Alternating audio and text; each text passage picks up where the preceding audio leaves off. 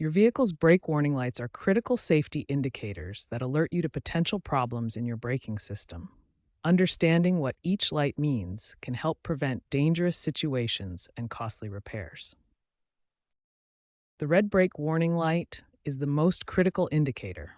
It signals serious problems that require immediate attention. This light is connected to your brake fluid level sensor and parking brake system. The most common cause of the red brake warning light is low brake fluid, accounting for 60 to 70% of all cases.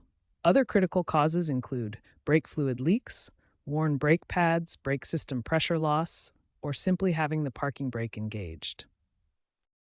The amber or yellow ABS warning light indicates a malfunction in your anti-lock braking system.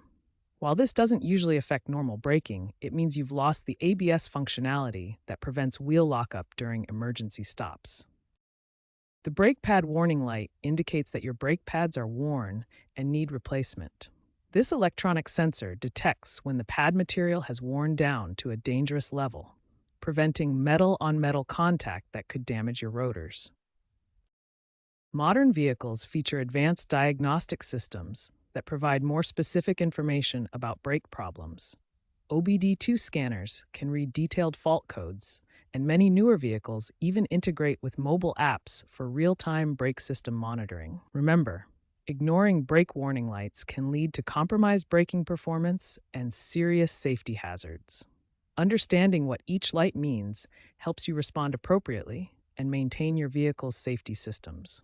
When a brake warning light illuminates, your first priority is safety. Begin with these essential safety checks before any diagnosis. First, ensure the parking brake is fully released.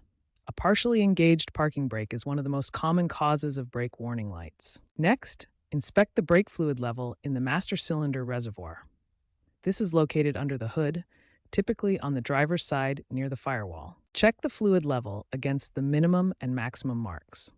The fluid should be clear to light amber in color. Dark, contaminated fluid indicates the need for replacement. Perform a visual inspection of the brake system components.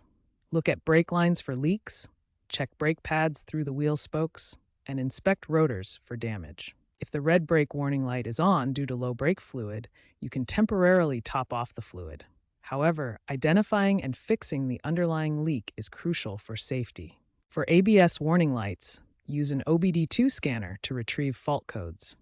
These codes help pinpoint the malfunctioning component, such as a wheel speed sensor. Some issues require professional intervention.